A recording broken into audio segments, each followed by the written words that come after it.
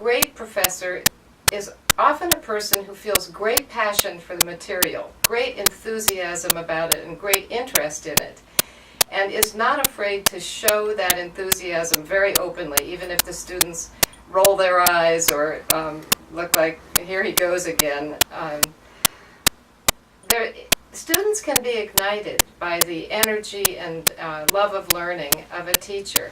My responsibility as a professor to give a student in any given class session something that he or she didn't have when she walked in that door. So if you've done all the readings, terrific. Now we'll go with that. But you're paying a heck of a lot of money to go to school here, and you really should get something for your money other than just processing the readings. And I think of really good teaching as having certain components to it. And one is the faculty member's relationship with the student. And I have always been a follower of like Nell Notting's research, which focuses on receiving and acknowledging a student completely, so that when they're in class and they're taking a risk, or they're raising their hand to respond to something, or they're sharing an idea, that the faculty member has to really make sure they're well received. Whether the response is accurate or not, or whether it's on point or not, they're taking that risk, and it's developing a sense of trust with the person who's leading the course. I think a great professor inspires you to think, inspires you to think deeply, to work hard, to know that learning is not easy. I think a great professor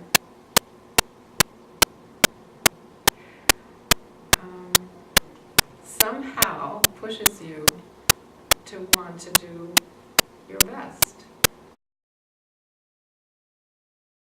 My goal with students is to have them see things that they may have seen all their life, but to see with new eyes. Their families, their communities, themselves. I think really good teaching, great teaching in higher education looks like a huge discussion, a Talmudic discussion, with everybody sort of disagreeing and asking one another questions and asking the professor questions, and the professor sort of sitting back. I love it when I'm sitting back and watching a discussion unfold in front of me among my students. I think that's evidence of great teaching. The best teaching, if it's possible, is to have some kind of back and forth between students and each other and the faculty member. How do you engage students in things, materials, readings, other kinds of experiences? It can be travel, study trips, all kinds of things, movies. What are the set of things you bring to bear to help them begin to sort of shift their perceptions and views of themselves and their environment, so that they see both with more depth? I think are challenging learners beyond what they ever imagined they could do. So people feeling that they have an aversion to something, that they have a phobia about a particular concept or body of knowledge, and the role of the faculty member is to really contradict that, to put something in place so that they can experience their own achievement. I'm trying to get them to see how those beliefs either match or don't match empirical research results, and where they don't match, I'm trying to also move them towards maybe moving beyond their preconceptions, getting them to be more critically aware of how they need to change the way they think about certain things. To take the lead on discussion of a certain part of the reading, that they do a little presentation, that they meet with a peer and discuss something together and then present the outcomes. so that it's not passive for them at all times. Activities that bring outside sources in and have students talk about, engage with that new material. Also, I've had students report about cutting-edge research, find cutting-edge research, report about it, and then students respond to that research and also to the student who's presenting it, asking questions and such. Another activity might be, assembling students in small groups and helping them to build on each other's knowledge. Because I really do believe in that. I believe in the kind of social construction of knowledge. And it doesn't mean the instructor doesn't have a role. I mean, I think the instructor is the expert, but at the same time, she's not the only expert in the room. I think you want to assess a student in multiple ways. You want to have multiple data points, and you don't want all of the data to be of the same kind. So,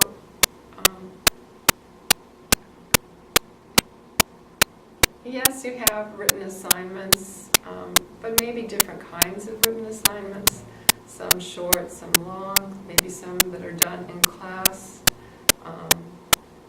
so you can actually see how someone's working on something. If it is successful, I think it helps to generate those intellectual habits that you use for everything beyond college, to think through things. I think the faculty here is incredibly caring. I think they go out of their way more than other schools to take in the lost sheep kind of thing, that, to harass somebody at the second week because they didn't show up for class, and say, where are you? It matters you're not here. There is a culture here that at least says we expect you to come to class, and I'm not sure that's the case everywhere. I think that one key element to excellent teaching is the creation of an intellectual community in a class, and so how that's achieved in different ways. Excellent community in a large, lecture, a community of learners in a small seminar. That's a real goal, at least in my teaching. I've never taught in a large lecture hall, but certainly trying to create a community of learners is a goal for me. It's paying attention very carefully to how people take in information. So really zeroing in on the learners again, and really noting whether you're the kind of person who takes in information in a visual way, in an auditory way, if you like to be more physically engaged with materials or resources. So it's paying attention to that, and then as the teacher, the activities or learning experiences have to provide such a wide variety of different ways for learners to take in information. You hope your students are bringing some energy to the course, but I also think a really good professor's got to be the flywheel. They've got to kickstart that energy. You've got to bring in some oomph to the course. So the teacher's job is, in a way, to carry the enthusiasm and the depth that is possible with the material, and yet to remain awake and aware of how students are responding to it, and to be able to perceive. There's a certain amount of empathy involved, to perceive what students will find difficult or off-putting or not immediately attractive. So that there has to be some kind of mastery of making complicated subject matter An accessible. important part of teaching was entertainment. And I didn't get it at the time. I didn't know what he meant. And, he wasn't talking about, ha-ha, aren't I funny? But he was talking about a performance in a way. To really think about the whole package of content, delivery, tone, pacing, and many of the elements. I'm not a theater expert, but I think some of the elements of theater.